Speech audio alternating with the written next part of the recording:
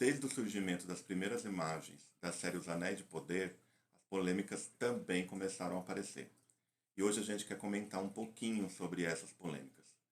O meu nome é Marcos, eu sou co-criador deste canal Peregrino da Terra-média. Antes de entrarmos no assunto, eu quero agradecer a todos que têm acompanhado o canal, assistido aos vídeos e mais uma vez pedir para vocês que curtam, compartilhem e mais do que isso também se inscrevam. Inclusive a gente continua com a nossa meta de 100 inscritos, que quando a gente alcançá-la, a gente pretende presentear um de vocês com um livro que inclusive está resenhado aqui no canal, que é o Hobbit Anotado. Muito obrigado mesmo por aqueles que têm não só visto, mas também comentado e trazido os feedbacks e também estabelecido esse diálogo, porque desde o começo a gente criou, um dos motivos pelos quais a gente criou esse canal é justamente criar essa comunidade para falar não só sobre a obra do Tolkien, de tudo aquilo que nasce dela, mas também de todo tipo de literatura fantástica, séries fantásticas, enfim, sobre fantasia no geral. E os comentários de vocês também, além da presença, né, são muito importantes. Obrigado, obrigado, obrigado.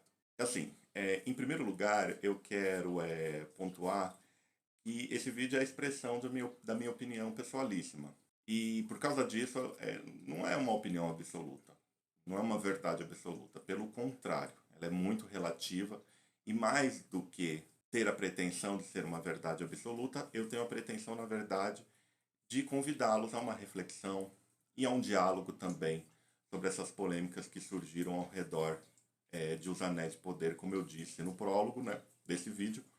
Desde o momento que apareceram as primeiras imagens, também começaram a aparecer as polêmicas sobre essa adaptação. E assim, não é uma exclusividade de Os Anéis de Poder, as polêmicas. As polêmicas também acompanharam e acompanham, de certa forma, as adaptações mais recentes produzidas, feitas pelo Peter Jackson, essa obra monumental de O Senhor dos Anéis e depois do Hobbit, né? Então não é só Os Anéis de Poder que sofre, não é somente essa série que vai lançar agora em setembro, que sofre com essas polêmicas. Todo tipo de adaptação, não só da obra do Tolkien, mas eu acredito que a maior parte das obras que são adaptadas ou que tem produções midiáticas também sofrem, de certa forma, dessas polêmicas, especialmente no ambiente das redes sociais hoje, no qual as pessoas se sentem, não vou dizer à vontade, mas tem um canal, tem um espaço, talvez, para expressar a sua opinião. E nem sempre essa opinião é necessariamente adequada. Eu quero, inclusive, depois de afirmar que esse canal é a expressão da minha opinião pessoalíssima, então é totalmente relativa, não é uma verdade absoluta, pelo contrário, eu também quero pontuar que, em relação a essas polêmicas, algumas, elas não são nem objeto de discussão, do meu ponto de vista. Certo? Elas não são nem objeto de discussão. Uma delas diz respeito à participação de atores não brancos nessa adaptação de Os Anéis de Poder, né? Porque, assim, a partir do momento que as pessoas elas se sentem à vontade para fazer comentários racistas, e não somente isso, irem nas redes sociais dos atores, né, dessa produção, dessa série, para atacá-los, para transformá-los em objeto de discursos de ódio, a gente não tem nem que discutir. Isso não é uma polêmica que deve ser objeto de discussão. A gente tem que ter, sim, uma postura política e ética muito contundente em rejeitar esse tipo de coisa. Não é sobre isso que a gente vai discutir. Por isso que eu disse que é um olhar breve sobre essas polêmicas. Porque algumas não são nem passíveis de serem aqui problematizadas. A partir do momento que uma pessoa ela lança uma ofensa racista, a partir do momento que ela tem um comportamento racista, especialmente vai numa rede social de um ator, de um artista, para atacá-lo, né, para fazer dele objeto de discurso de ódio, ela deve ser condenada, ela deve ser, sim, censurada, no sentido de que não, isso não é correto, isso não é ético, isso não é adequado, a gente não pode aceitar esse tipo de coisa. Então, acho que um dos pontos principais desse vídeo é declarar contundentemente a minha contrariedade contra esse tipo de comportamento, desse tipo de opinião. Esse vídeo não é para problematizar racismo. Racismo a gente não problematiza, a gente rejeita. É um comportamento abjeto que deve ser rejeitado. Ponto. Em segundo lugar, aquilo que a gente pode discutir, que são polêmicas menores, que dizem respeito talvez a uma caracterização de uma personagem, a uma caracterização de um evento, a forma como a série vai trabalhar determinada linha histórica, vai trabalhar determinado acontecimento do legendário, né? Porque quando a gente pensa a obra do Tolkien, a gente está pensando no seu legendário, que é composto não somente dos livros, mas é composto de todo um trabalho realizado por ele ao longo de toda a sua vida, que inclui as cartas, inclui outros textos, inclusive textos inacabados, né?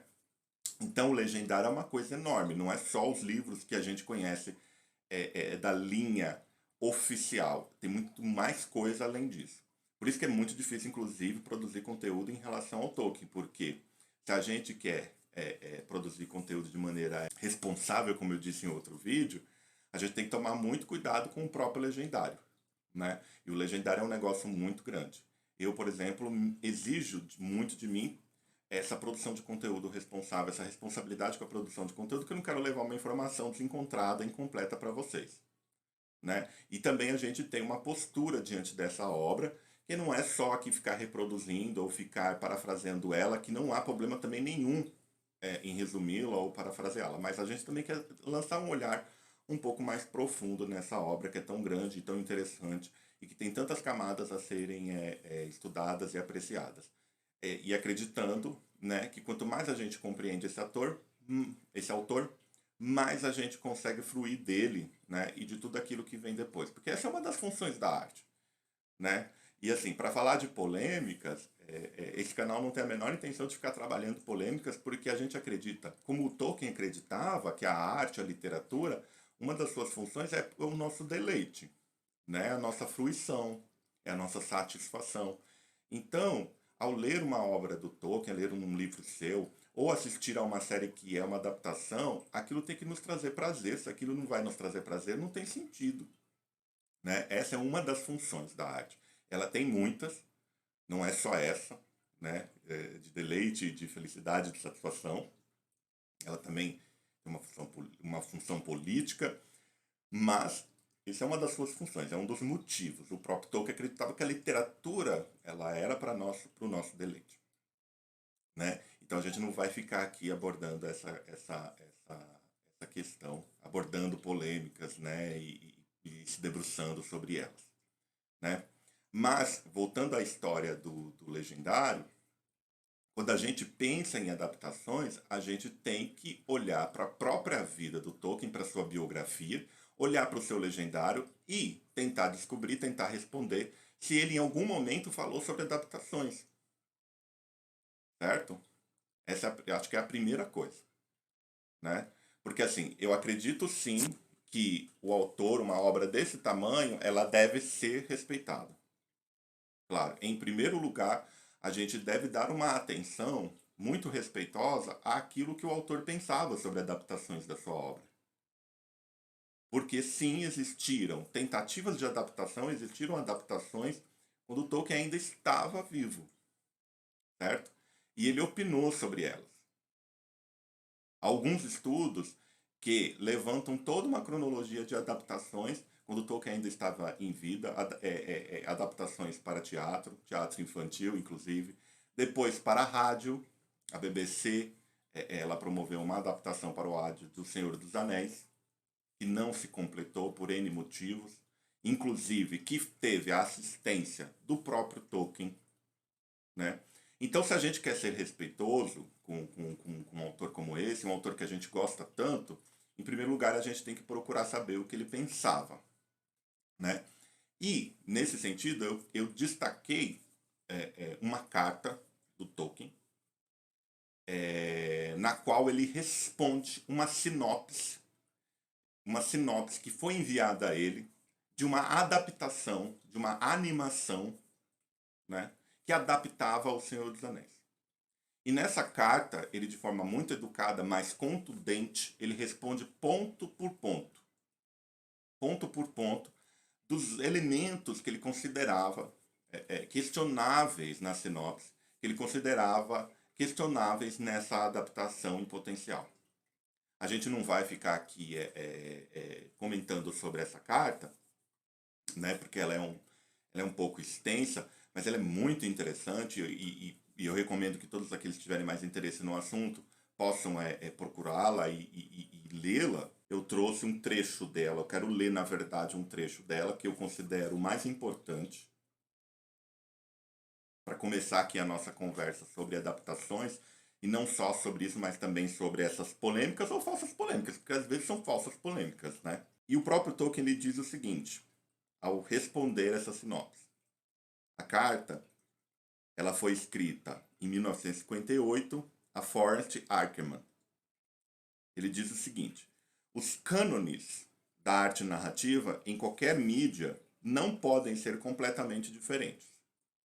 E o fracasso de filmes ruins, com frequência, está precisamente no exagero na intrusão de material injustificado, que se deve à não percepção de onde o núcleo do original se situa. Olha só, os cânones da arte narrativa, em qualquer mídia, veja bem, o próprio Tolkien já estava considerando que a obra escrita era um tipo de mídia e um rádio, uma TV, um cinema, eram outros tipos de mídia. Não podem ser completamente diferentes. Então eu acho que esse é o argumento central nessa carta que ele responde a essa sinopse, essa tentativa de adaptação de O Senhor dos Anéis. Os cânones da arte narrativa em qualquer mídia não podem ser completamente diferentes. Claro, isso não implica que eles não possam ser substancialmente diferentes, certo? Então a gente tem que, em primeiro lugar, respeitar o autor e respeitar aquilo que ele pensava sobre a sua própria obra sendo adaptada. Ele diz aqui que os cânones não podem ser completamente diferentes. E ele diz mais, o fracasso de filmes ruins, e a gente não sabe se Os Anéis de Poder é ruim, porque a gente não viu. Então, inclusive a gente vê na internet, nas redes sociais, muita afobação para lançar opinião sobre uma coisa que a gente ainda nem viu. Né? Eu estou extremamente otimista em relação a essa obra. Por tudo aquilo que a gente já viu, certo? E por ser uma obra que adapta Tolkien, que a gente ama, eu estou extremamente otimista, certo? Mas eu não posso dizer se é bom ou se é ruim, se eu ainda não vi, eu não vi ainda. Vai lançar ainda daqui a um pouco mais de 10 dias. Mas ele diz, o fracasso de filmes ruins com frequência está precisamente no exagero e na intrusão de material injustificado, que se deve à não percepção de onde o núcleo do original se situa. Ou seja, muitas das vezes a adaptação ela não compreende o autor que está sendo adaptado. Vou trazer inclusive um exemplo, talvez, para ilustrar e lançar luz sobre isso aqui que o Tolkien está falando. Um dia desse eu estava assistindo uma animação da Disney, que acho que é A Espada e a Lei, desculpa se eu estiver errando o nome, que conta lá a história do Arthur ainda criança, quando ele consegue tirar a espada mágica ali daquela pedra. Todos conhecem a história de Arthur, né, que conseguiu, né, tirar a espada e tornar-se o rei ali na Grã-Bretanha. E temos lá um personagem que é o personagem do Merlin, que é um mago também, que de certa forma se aproxima do mago Gandalf.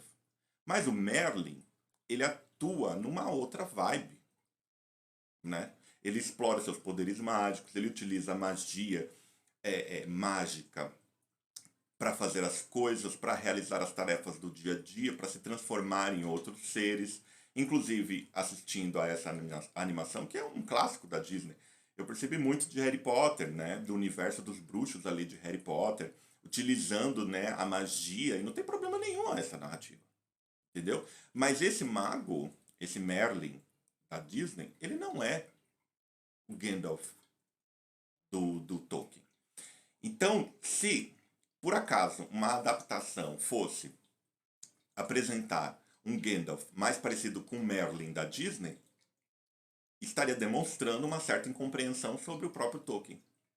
E sobre como ele constrói o seu mago, como ele quer que essa figura seja representada. Ou como ele quer que essa figura seja adaptada, seja entendida, né? Então, aqui, volto a repetir, os cânones eles podem ser substancialmente diferentes. Por quê? A série Os Anéis de Poder é uma outra obra. É uma outra obra. Certo? A gente precisa entender que os livros do Tolkien estão lá. São obras maravilhosas, irretocáveis. Certo? já são um clássico da alta fantasia. O próprio Tolkien é considerado o criador do chamado gênero da alta fantasia da modernidade. Então, se a série for boa ou se for ruim, a gente não sabe. Isso também não vai estragar a obra do Tolkien, porque uma coisa é uma coisa, outra coisa é outra coisa. E não é porque é um clássico que a gente também deve se comportar diante desse clássico como se fosse um livro sagrado. Muita gente fica se comportando diante de obras literárias como se fossem livros sagrados, né? Que não pudessem ser interpretados ou lidos, né? Ou abraçados, compreendidos de formas diferentes. E aquilo não é um texto sagrado e que pede um grau de deferência, né, e de consideração, como se ele fosse infalível, inspirado por alguma divindade. É um clássico, sim. Merece respeito, não só a obra, mas também o autor. Como eu disse, eu vim aqui numa carta dele para saber o que ele pensava sobre isso. Então, a partir dessa ideia, a gente já tem uma noção de como se comportar de maneira respeitável. Né? A primeira coisa. E sempre considerando e sempre ponderando pelo equilíbrio, né? Pelo caminho do meio. Pelo caminho do meio em relação a isso. Nem muito para o céu, nem muito para a terra. Considerando todas essas questões de maneira equilibrada.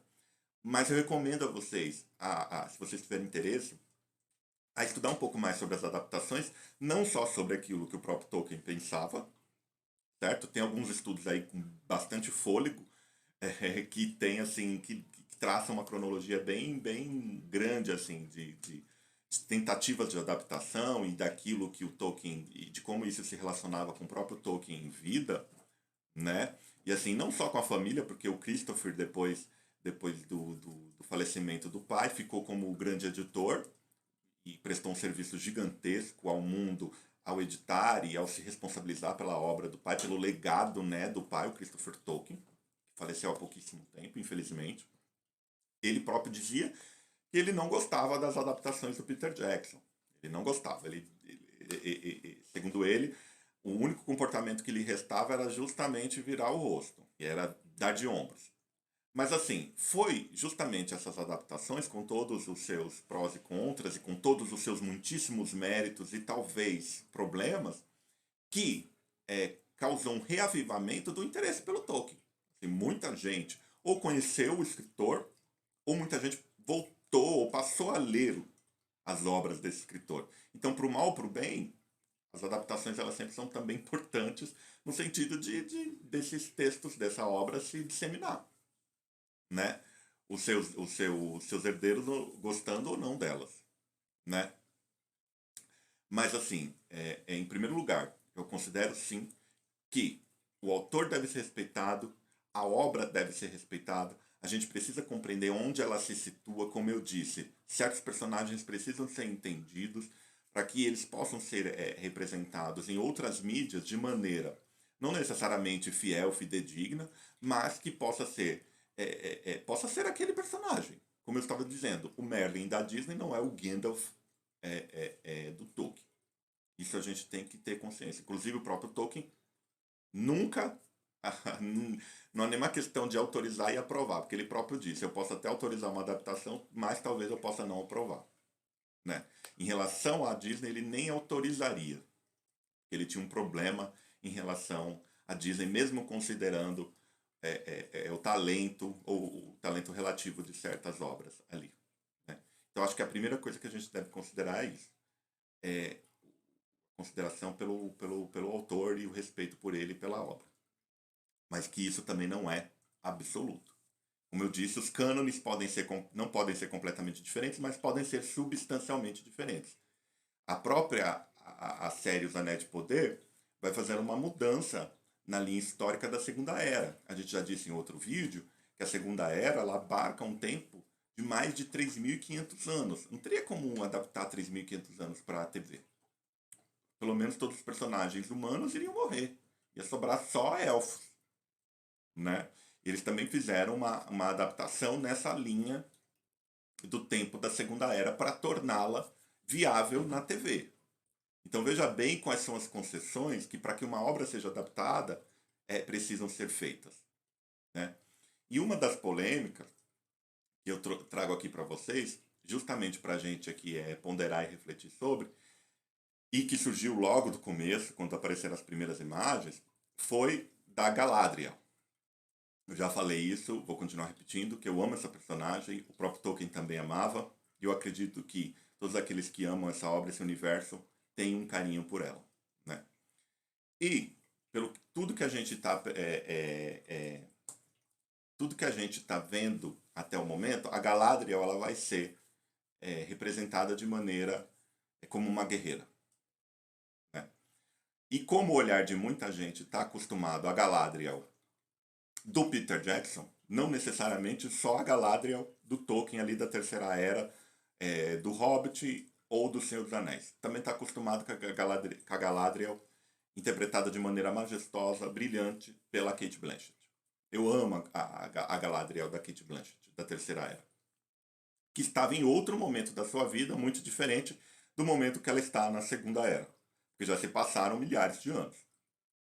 Certo? Mas a questão não é essa. Mas muita gente começou a se questionar se realmente a Galadriel ela poderia ser representada como uma guerreira. Certo? E voltando àquele argumento inicial de que a obra deve ser respeitada, né?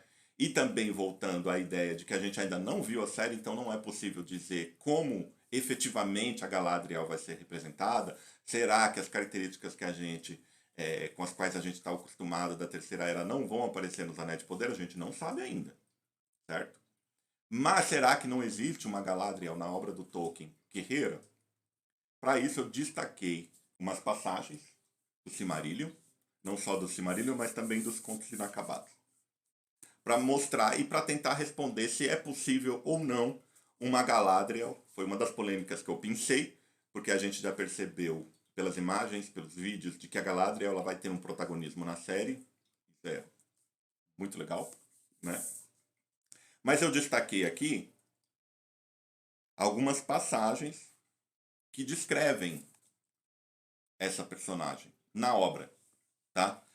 E também ter certeza sobre a história dessa personagem não é possível, porque, como eu já disse, um mês antes de morrer, Tolkien ainda estava escrevendo sobre ela e revisando certos eventos da sua história. Mas eu pensei aqui algumas passagens, eu quero ler com vocês, né? Eu gosto de ler para que realmente a gente tenha certeza do que está falando. A primeira se encontra aqui na página 96 do Silmarillion, que diz o seguinte: os filhos de Fir-Nafin eram Firod, o Fiel, que mais tarde recebeu o nome de Felagund, Senhor das Cavernas, Orodreth, Angrod e Aegnor. A gente também falou num outro vídeo sobre os irmãos da Galadriel. Inclusive aqui tem indica-se, né, enumera-se os irmãos da Galadriel, e a gente não sabe ao certo se Orodreth era o irmão ou sobrinho dela, porque Orodreth era pai de Gil-galad, que também vai aparecer na série. Mas é um fato histórico que a gente não tem certeza, porque ele é revisado depois. Mas isso também é conversa para um outro momento. Esses 4 tinham amizade estreita com os filhos de Fingolfin, como se fossem todos irmãos. Uma irmã também tinham, Galadriel, mais bela de toda a casa de Finwë, seu cabelo era iluminado de ouro, como se tivesse prendido em seus fios a radiância de Laurelin. Uma irmã também tinham, Galadriel, mais bela de toda a casa de Finwë, seu cabelo era iluminado de ouro, como se tivesse prendido em seus fios a radiância de Laurelin. Essa é a descrição inicial da Galadriel.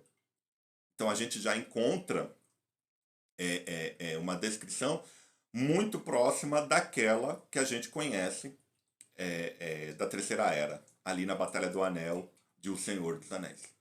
Né? Uma beleza clássica, simétrica, relacionada à luz, né? Porque é uma descrição clássica. Quase sempre o Tolkien ele recorre para descrever as personagens femininas a um expediente clássico, simétrico, que pode talvez não agradar uma sensibilidade mais moderna, mas é um dos expedientes literários para se construir qualquer tipo de personagem, sejam eles femininos ou masculinos. Mas aqui a descrição inicial é justamente dar esse pontapé inicial a uma caracterização mais clássica, mais simétrica, mais ideal da Galadriel. Mas nós temos outras passagens, tá? aqui na página 124, não vamos nos esquecer que a gente quer responder se realmente a Galadriel pode ser guerreira. Diz o seguinte: Finrod estava com Turgon, seu amigo. Mas Galadriel, a única mulher dos Noldor a se postar naquele dia, alta e valente entre os príncipes em contenda, estava ávida por partir. Olha só, já é um pouco diferente daquela caracterização inicial dela. Não são caracterizações incompatíveis, certo? Mas são um pouco diferentes, certo? Diz o seguinte, que ela era alta e valente entre os príncipes em contenda. Estava ávida por partir de Valinor, né? Que aqui está falando justamente daquela trajetória dos Noldor de Valinor para a Terra-média. Ali bem nos dias antigos. Nenhum juramento fez, mas as palavras de Fëanor acerca da Terra-média acenderam um fogo em seu coração, pois ela ansiava por ver as vastas terras sem guarda e reger lá um reino a seu próprio alvitre. De pensamento semelhante ao de Galadriel, era Fingon, filho de Fingonfin, comovendo-se também com as palavras de Fëanor, embora pouco o amasse, e com Fingon estavam como sempre Angrod e Aegnor, filhos de Firnafin. Mas esses ficaram em paz e não falaram contra seus pais. Então diz aqui que as palavras de Fëanor acenderam um fogo em seu coração, pois ela ansiava por ver as vastas terras sem guarda e reger lá um reino a seu próprio alvitre. Aqui vem uma caracterização da sua personalidade, certo? E diz que ela era a mais alta e mais valente entre os Noldor, entre as mulheres Noldor. Então, é possível ou não uma Galadriel guerreira? É possível ou não? É razoável que a série traga essa faceta dessa personagem?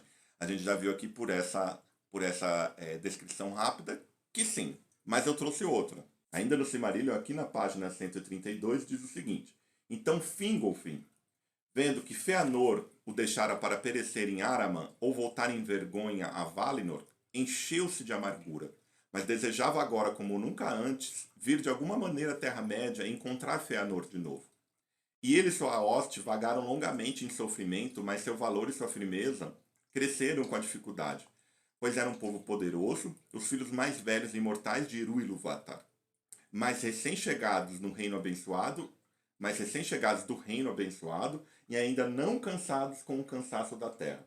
O fogo de seus corações era jovem, e liderados por Fingonfin e seus filhos, Fingonfin, tio de Galadriel, e por Finrod e Galadriel, ousaram entrar no norte mais terrível, e ao não achar outro caminho, suportaram afinal os terrores de Eucaraxe e as colinas cruéis de gelo. Veja bem, diz aqui que os Noldor eram justamente liderados por Fingolfin, Finrod, irmão mais velho de Galadriel, e pela própria Galadriel.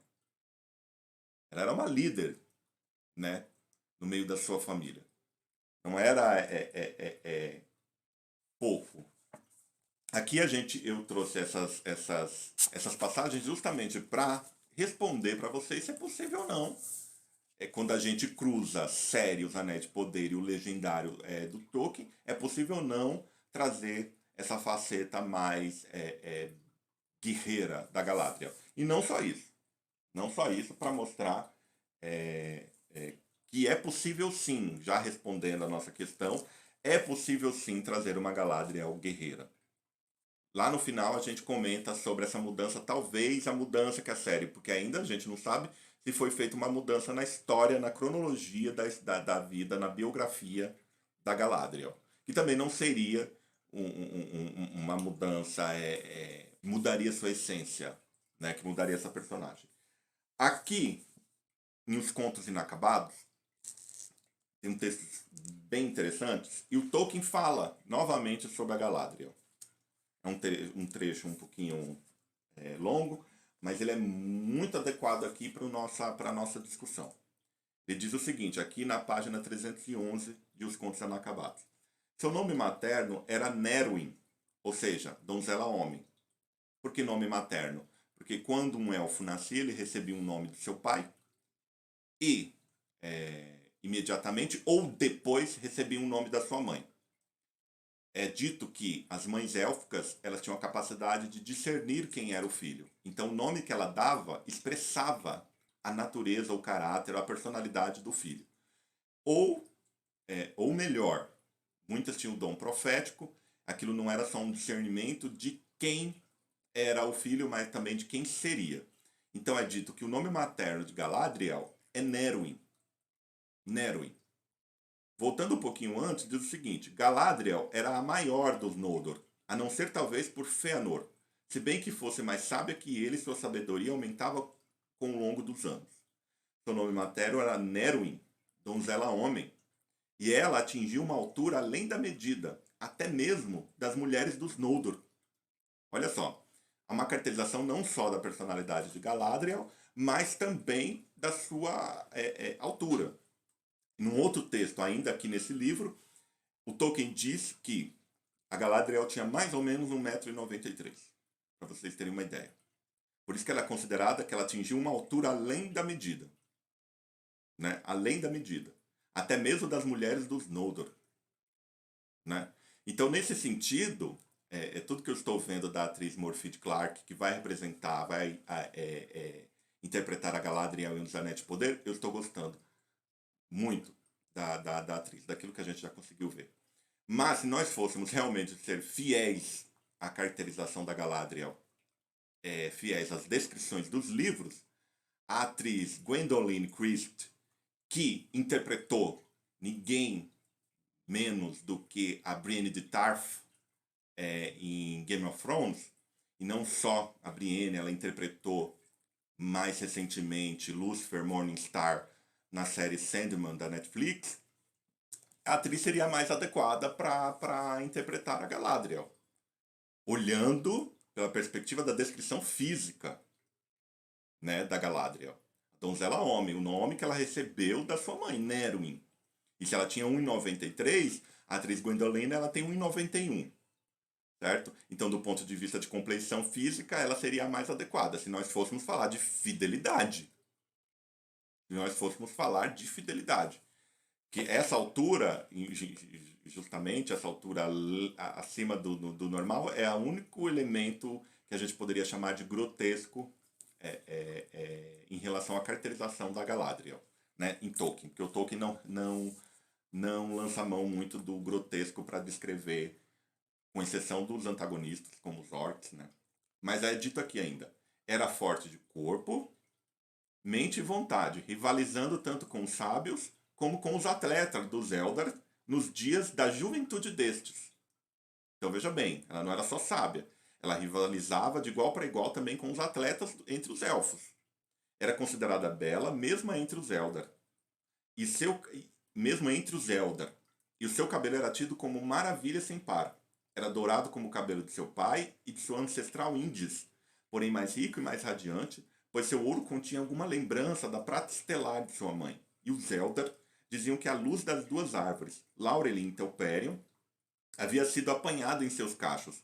Muitos pensavam que foi essa expressão que deu primeiro a Fëanor a ideia de aprisionar e misturar a luz das árvores, que mais tarde tomou forma em suas mãos como as Silmarils. Aqui na página 312 é dito: pois Fëanor contemplava o cabelo de Galadriel com maravilha e deleite. 3 vezes implorou por um cacho, mas Galadriel não lhe deu nem mesmo um fio de cabelo. Esses dois parentes, os maiores dentre os Eldar de Valinor, ficaram sendo inimigos para sempre.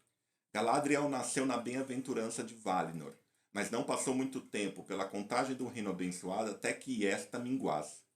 E daquele ponto em diante ela não teve paz interior, pois naqueles tempos difíceis, em meio à contenda dos Noldor, ela era arrastada de um lado para o outro, que pelo visto a série vai trazer essa característica, né? Ela era arrastada de um lado para o outro. Era orgulhosa, olha só, não é só aquela caracterização clássica e de ideal de feminilidade, né? Era orgulhosa, forte e voluntariosa, assim como todos os descendentes de Finwë, salvo Fir-Nafin. E como seu irmão Firod, o mais próximo ao seu coração de toda a família, tinha sonhos de terras longínquas e domínios que poderiam lhe pertencer, para governá-los como quisesse, sem tutela. Então veja bem, aqui é uma caracterização não somente física, mas também da personalidade e do temperamento de Galadriel. Então, respondendo a questão se é possível uma Galadriel guerreira, sim, é possível. Se a série vai fazer mudanças, inclusive tem muita brincadeira por aí, perguntando onde está Celeborn, que é o seu marido, e na Segunda Era ela já estava casada com Celeborn. Onde está Celeborn na série? Tem muita brincadeira em relação a isso, né? Se eles vão fazer alguma mudança, a gente não sabe. Porque na Segunda Era ela casa e tem, inclusive, a sua filha, que ela é Brienne, que se casa com Elrond, né? Que são os pais de Arwen, que lá na frente se casa com Aragorn. Não sei se vocês sabem, Galadriel, ela é sogra de Elrond e vó de Arwen, né? Então, eu não sei se a série vai fazer essa mudança na storyline, mas da personagem. Mas a gente percebe que retratá-la como guerreira não é inadequado. E quando a gente tem contato com esse texto, se a gente for aplicar as ideias do antropólogo francês Lévi-Strauss sobre a formação do mito, e se a gente considera que a literatura tolkiana é, de certa forma, uma tentativa de construir um mito, e pegando essas ideias do antropólogo francês Strauss, ele considerava que o processo de formação de um mito poderia ser comparado à bricolagem. A bricolagem é um tipo de arte de técnica no qual você pega vários pedaços de várias coisas diferentes para construir algo novo. Você tem um propósito em mente de construir algo novo e você pega várias partes. E quando a gente percebe a construção de uma personagem como a Galadriel, nós temos uma faceta mais clássica, que inclusive muita gente já relacionou a devoção que Tolkien, como católico, tinha à Nossa Senhora, mas também a gente pega uma faceta mais guerreira, mais próxima das Valquírias, né? E Tolkien também, como um leitor, não só leitor, mas especialista em literatura nórdica, em mitologia nórdica, certamente se inspirou, não só para construir Galadriel, mas para construir outras personagens femininas, se inspirou e pegou características das Valquírias, que eram aquelas guerreiras que não só protegiam os guerreiros, né, da mitologia nórdica, mas também escolhiam os guerreiros. Protegiam e escolhiam os reis e os guerreiros. Então aqui a gente vê essa espécie, se a gente for aplicar essa ideia de formação do mito, da bricolagem, que a gente vê tanto Nossa Senhora, vamos assim dizer, não uma alegoria, porque o Tolkien não gostava de alegorias, mas também vê características de guerreira e de valquíria. Então a resposta é sim. Então é uma falsa polêmica ao redor dessa personagem, se ela pode ou não ser guerreira. Uma outra que eu só pretendo aqui passar de maneira muito sintética, justamente sobre a presença feminina no exército de Númenor. Muita gente acredita que o exército de Númenor ele vai ser formado de maneira igual por homens e por mulheres. Eu vi muita gente batendo cabeça sobre se isso seria razoável, se seria lógico, se seria possível. Eu não sei porque eu não sou um especialista em arte da guerra, não sou especialista em técnica nem ciência da guerra, para saber se isso é possível ou não. Mas se a gente for olhar para o próprio mito de Númenor, a gente sabe que o Tolkien se inspirou na Atlântida, no mito da Atlântida, que está presente especialmente em diálogos platônicos. Em um desses diálogos que justamente descreve a Atlântida, não descreve só Atlântida, mas também descreve a condição mítica de várias cidades gregas. E é dito nessas descrições, estou falando dos diálogos platônicos, tá? É dito nessas descrições, o exército dessa cidade grega mítica, num tempo mítico, era formado igualmente por homens e por mulheres. Então, se a gente está pensando em Númenor, uma Númenor mítica, e que, volta à ideia de bricolagem, um dos mitos nos quais Tolkien se inspirou foi Atlântida, então não teria nenhum problema. E mais, estamos falando de uma obra fantástica. Estamos falando de uma obra fantástica. Não estamos falando, felizmente, não estamos falando do que acontece aqui entre nós, meros mortais. Eu lancei aqui um olhar sobre polêmicas que não merecem ser nem debatidas, que envolvem racismo. Essas a gente deve rejeitar, repudiar como abjetas. Outras polêmicas que são falsas polêmicas, como é o caso da Galadriel Guerreira, porque a gente viu aqui que é possível sim ela ser tanto essa representação clássica da feminilidade dentro do universo do Tolkien, mas também ser uma representação da mulher guerreira, da Valquíria, né? E sobre a presença de mulheres no exército númenoriano, nós talvez temos aí um motivo na literatura grega clássica, a qual o Tolkien conhecia muito bem, né? Ele conhecia muito bem. E no qual ele se inspirou também, porque Númenor, isso é um assunto para um outro vídeo, estou muito empolgado para falar sobre Númenor com vocês. Ele se inspirou no mito da Atlântida, que está descrita especialmente em um dos diálogos platônicos. Eu quero agradecer a todos que acompanharam essa longa conversa até aqui, né? E como eu disse lá no começo, a gente não pretende ficar aqui debruçado sobre polêmicas, mas algumas a gente pode utilizar como pretexto para aumentar e aprofundar o nosso conhecimento do Tolkien. E para você que assistiu até o final, curta, compartilhe e se você ainda não se inscreveu, por favor, se inscreve. Namarie.